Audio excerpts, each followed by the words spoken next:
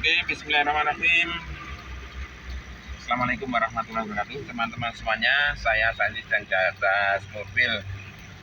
Kalau menyebut ini malah gerobak ya, itu mobil. Karena tutupi maskernya loh ya. Ini saya ketemu dengan salah satu ustadz ini. Ya, lama nggak ketemu. Ini masih anak-anak, sering main ya, sering muter-muter sebagai remaja. Remaja masjid ya? Remaja Masjid Baitur Rahmah. Remaja Masjid Baitur Rahmah ya, oke.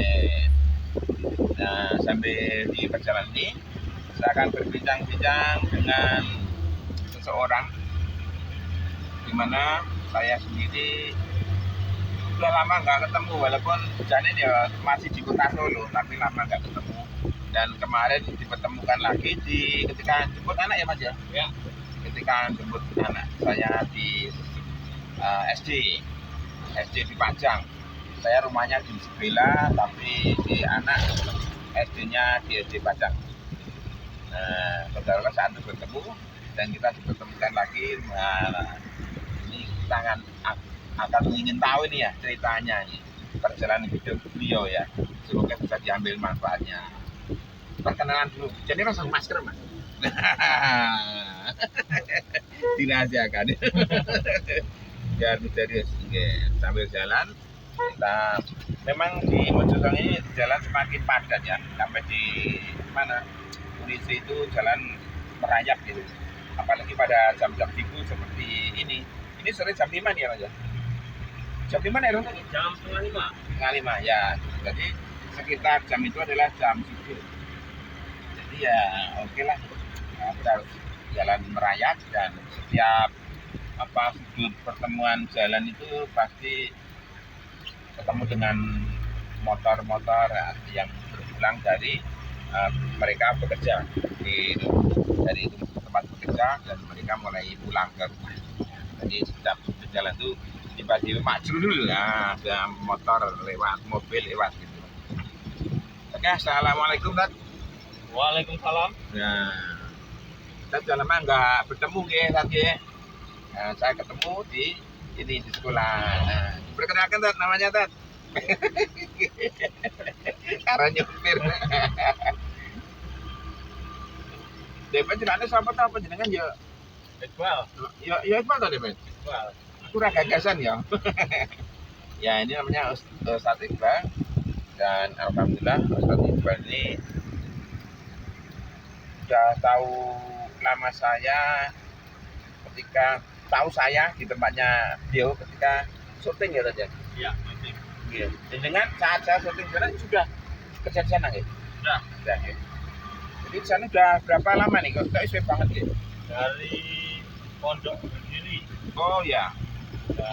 Namanya pondok apa itu lengkapnya Tan? Pesantren Tahfidz Darul Quran. Oh. Solomaji Surakarta. Pesantren Tahfidz. Dakusul. Nah, Kirimnya Dakusul. Dakusul. Dulu kalau saya dapat job di video itu Daku Solomaji Darul Quran Solomaji gitu ya. Ya. Nah, ini sejarahnya gimana penjelasan Iro tiba-tiba bisa masuk sana? Saya belum pernah dengar ceritanya. Sejarahnya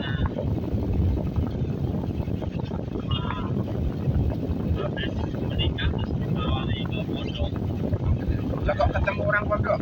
Lewat ini antara ini Aris ada.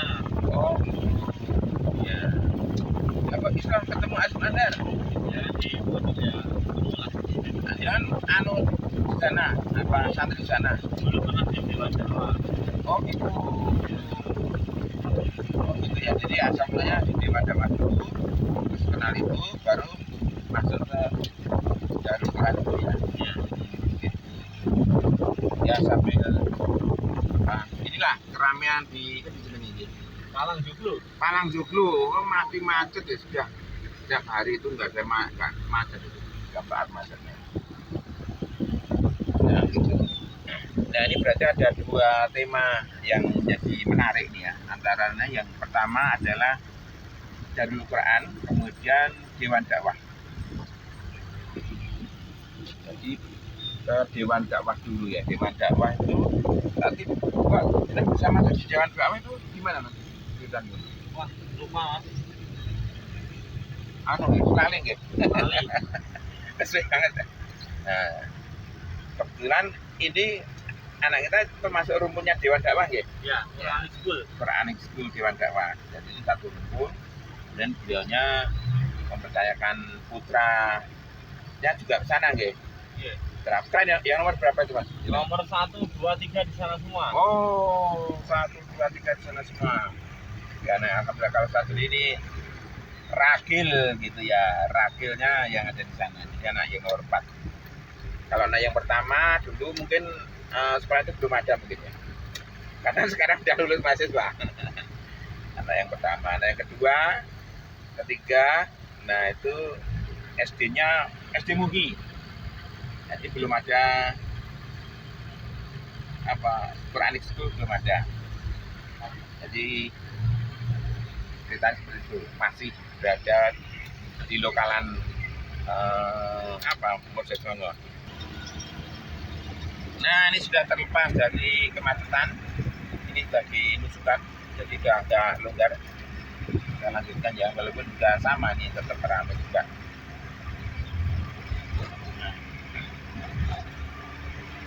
Jadi anak saya sekolah di sana yang nomor 4 ya, nomor 4 sekolah di sana. Tadi sudah sekolah di Quranic School itu karena saya menilai bahwa memang saatnya untuk anak kita belajar tentang ilmu agama. Anak yang 1, anak 2, anak 3 dulu sekolahnya di SD Mugi, yaitu saya rasa menurut saya paling bagus saat itu ya. Dan anak yang keempat ini ternyata memiliki tema lain dan kita harus memiliki anak yang lebih memahami tentang apa itu Al-Quran, lebih dekat kepada Al-Quran. Karena kesadaran kita bahwa kemana lagi kita akan mendapatkan penghargaan terbaik selain hanya dari anak yang bisa memahami Al-Quran. Karena kalau saya sendiri sebagai orang tua mungkin sudah waktunya ya sudah tidak mencukupi lagi untuk bisa memahami lebih dalam lagi, maka kita melimpahkan ya cita-cita kepada anaknya untuk bisa dekat dengan Al-Quran. Karena siapa yang anaknya apalagi hafid Quran itu akan mendapatkan mahkota ya, mahkota ya. Jadi ini harapan dari orang tua untuk ke situ. Alasan untuk masukkan ke sekolah yang sampai adalah salah satu cara kita, karena tadi namanya semangat dan kehidupan itu tidak hanya di dunia, tapi kita akan nanti masih berlanjut di akhirat kelak. Maka pada siapa yang sangat beruntung adalah orang tua yang memiliki anak yang sampai ya. Alhamdulillah ini sudah di Tirto Nadi ini tugu ya, jenenge Menara Keris ya, Menara Keris ya di Tirto Nadi. Tetap rame ya, tetap padat jalannya merayap, jadi nggak bakalan konsentrasi. Ini di sungai kelihatan nggak ya? Oh, nggak kelihatan. Ini agak banjir ya, walaupun hujannya sebentar tapi banjir ya Mas. Betul.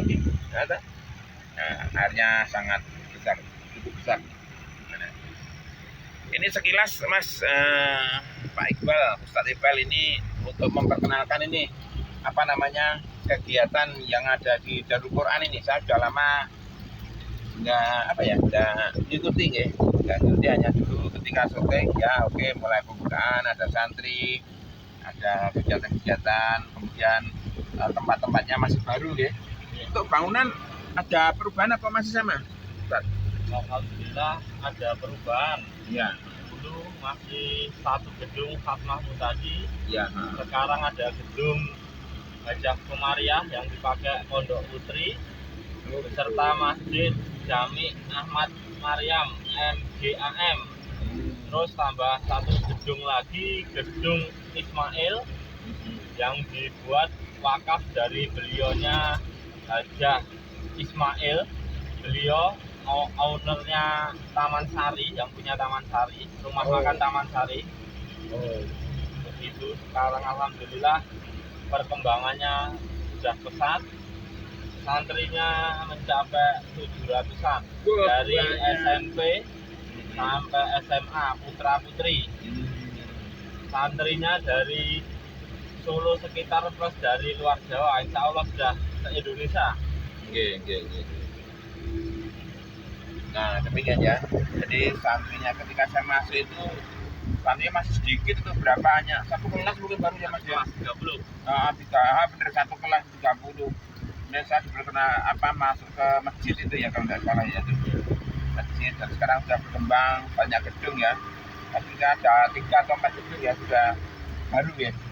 Baru lah, nanti kita akan lihat di sana perkembangan dari secara fisik ya. Kemudian untuk ini, kalau tadi secara fisik sudah ya, untuk kegiatannya ini meliputi apa saja nih Mas yang di suatu Darul Quran di sana? Kegiatannya ya karena kita pondok tahfidz tiap hari, Oke. bangun tidur, Oke. sholat malam, habis itu sholat subuh berjamaah, Ya. plus zikir, Oke. bacaan zikir pagi, Oke. dilanjut setoran Al-Quran. Oh gitu. Jam berapa ya kalau setoran anak-anak? Setoran sekitar jam 5:15 sampai jam 6:30. Oh gitu. Ya. Di situ makan. Sudah mandi tadi ya? Dah, ada yang mandi, ada yang setelah makan. Oh gitu ya. Oke. Lanjut setelah itu sholat duha, terus pelajaran SMP. Oh gitu. Gedung SMP dan SMA berarti di sana semua ya? Oke. Oke. Putra putri ya? Ya, gedungnya lain. Oh gedungnya lain. Jadi itu untuk apa? Di kelasnya nyampur apa juga kelasnya beda? Kelasnya sendiri-sendiri. Oh nanti Karena gedungnya laki-laki. juga sendiri. Oh gitu. Laki-laki di gedung sendiri, perempuan di gedung sendiri gitu guys. Oke. Gitu.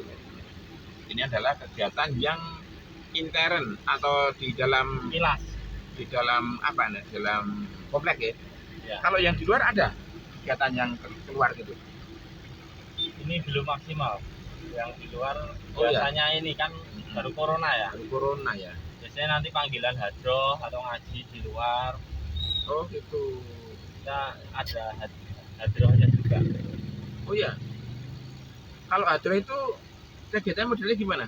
Nanti kalau ada pengajian sebelum mulai Hah? hadrohan dulu. Hadrohan dulu. Iya.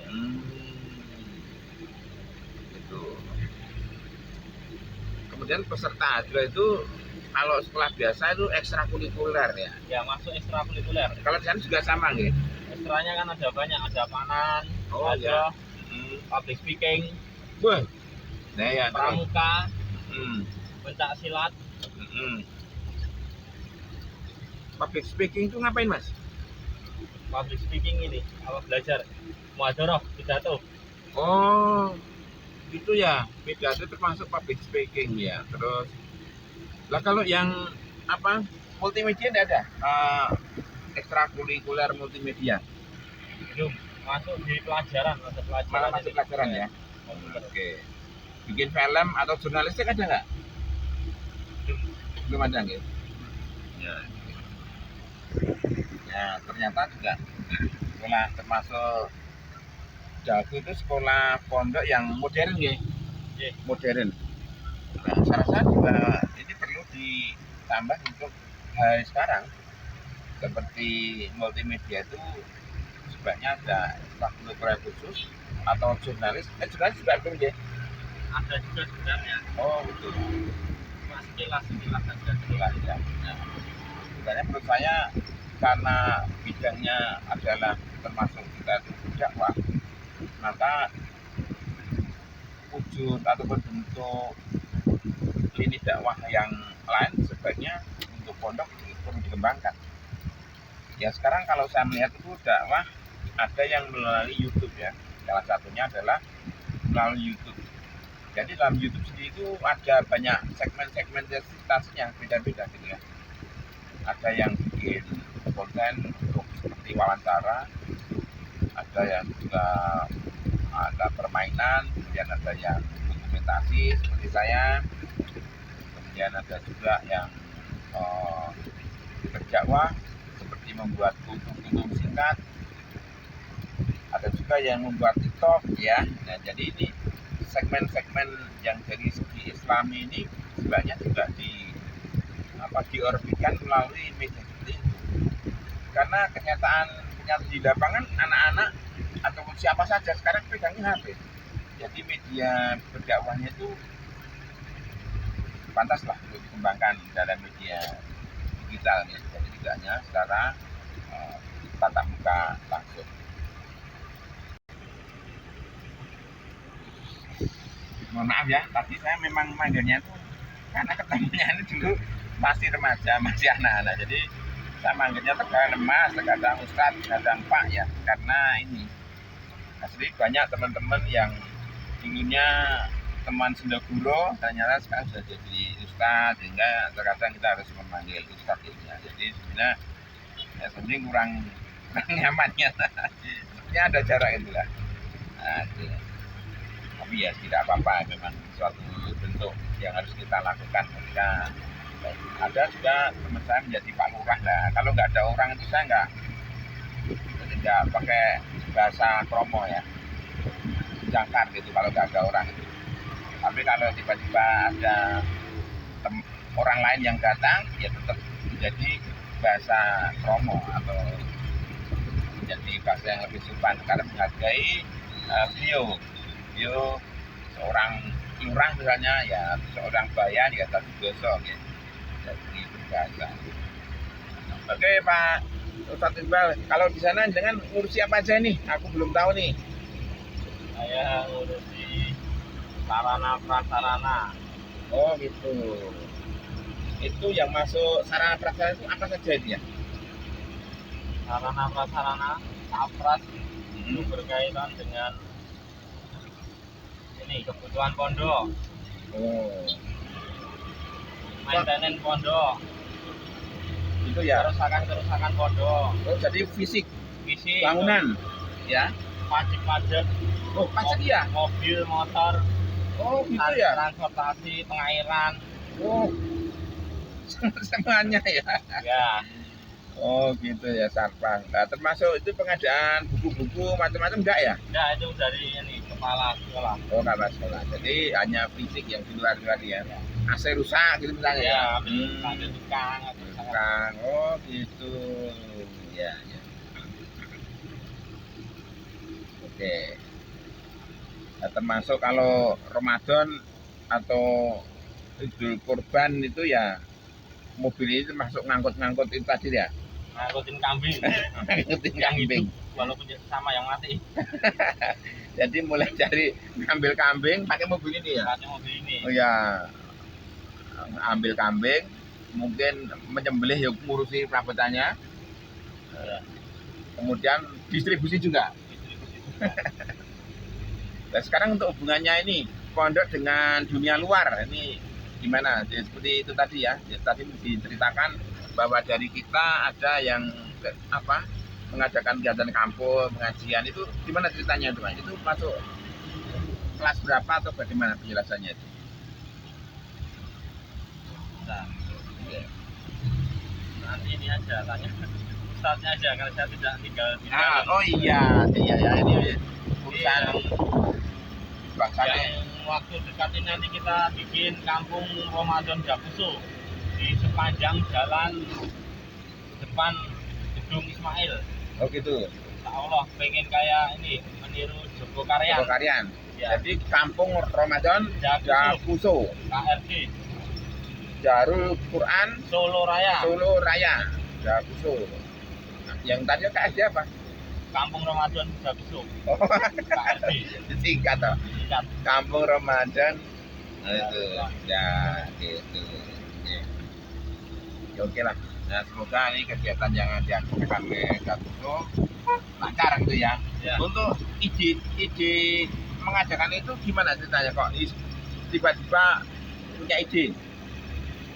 Idenya dari salah satu ini Ustadz kita Pak Kiai Abdul Mu'id Badrun gitu yang menunjukkan untuk kita harus punya ini brand. Nah, itu memang harus gitu ya. Jadi sebuah pondok ya harus memiliki kegiatan yang mungkin bisa menggerakkan masyarakat lingkungan ya untuk bisa ikut berpartisipasi gitu ya. Oh ya, ini tadi belum diperkenalkan nih untuk ini nama-nama pengajar Mas. Mungkin saya belum tahu ya. Ini Yang Dewan Asatidnya, yang Dewan Asatid Kiai Haji Gus Mustain Nasoha rumahnya di Al Muayyad. namanya alhamdulillah. Terus yang kedua Ustaz Sahrul dari lulusan dari Mesir. Lalu Gus Mustain dari Yaman. Yang ketiga Ustaz Amir Ma'ruf, imamnya Masjid Al Islam At-Taqwa Oh, Bonggowongso. Gowongso. Oh, yang imam itu ya kira-kira. Ya, imam. Ya. Saya sering bermakmum di belakangnya. Setiap malam gitu, malam apa itu. Jadi kalau ada kajian itu saya sampai ngeluruh menjalankan kajian di sana. Gitu. Jadi terus masjidnya dibangun itu loh. Saya tuh Ya, agak pasif karena sudah ikut lebih cenderung ke kampung gitu ya, karena ada dulu pengasalnya itu masih takut corona ya. Nah kalau di sana nampaknya nggak ada corona ya Mas ya. ada. Nggak ada corona. Mungkin saya salahnya maghrib itu sampai isya dengerin talim di sana di Masjid Al Islam ya. Gitu. Dan salah satu yang imam itu suaranya lembut lah, sabar itu. Nah itu sayangnya saya nggak tahu namanya, hanya begitu kalau imam pasti beliau sering tampil dan saya menikmati alunan dari suara beliau yang menurut saya sangat maju ya, indah gitu ya. Kemudian untuk tadi yang petinggi itu yang ustadz atau yang ngajar Mas, guru-gurunya Ustaz-ustaznya campur ya, dari Gontor, ada yang dari Al-Fatah Temboro, alhamdulillah ada. ada yang dari Tegal, ada yang sampai dari Mbak Arwani, yang Kudus. Alhamdulillah. Ya.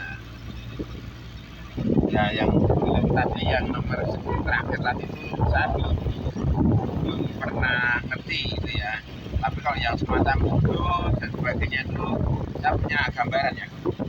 Saya juga punya persepsi beda dengan wilayah utara ya. Ketika kita berkunjung ke itu makam Kartini dan saya lihat bangunan-bangunan dan macam-macam yang lingkungannya itu ternyata saya menilai bahkan Kartini itu tidak hanya pahlawan nasional gitu saya menilai. Karena dari cerita dia yang di sana itu dulu dia adalah santri dan juga di lingkungan tokoh-tokoh penciar agama. Jadi saya punya konsep atau persepsi yang berbeda ketika antara dulu saya mendengarkan ataupun ceramah-ceramah itu Jangan cari. gadis Taman Sari. Ya, itu saya kemudian datang ke sana ke makam Kartini dan sebagainya, lihat sekitar lingkungannya. Nah, saya mendatangi sebuah pondok di sana, pondok pesantren. Saya menjadi kenal lebih dekat antara isi dari penduduk sana, sehingga saya punya konsep yang beda bahwa Kartini merupakan seorang tokoh berdakwah.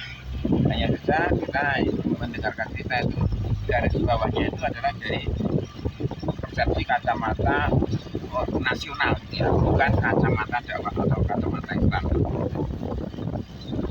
Kan uniknya kan ada Al-Quran yang minta jika Kartini itu minta Al-Quran bahkan Al-Quran yang bertuliskan Jawa atau bagaimana gitu ya. Jadi untuk agar lebih memahami dari lingkungan masyarakat saat itu sana. Ini jam masuk udang Mas ya? Alhamdulillah. Oh, udah masuk udang. Udah Al-Quran sudah lama udah pinjam sini. Jadi ya udah berapa tahun ya udah banget.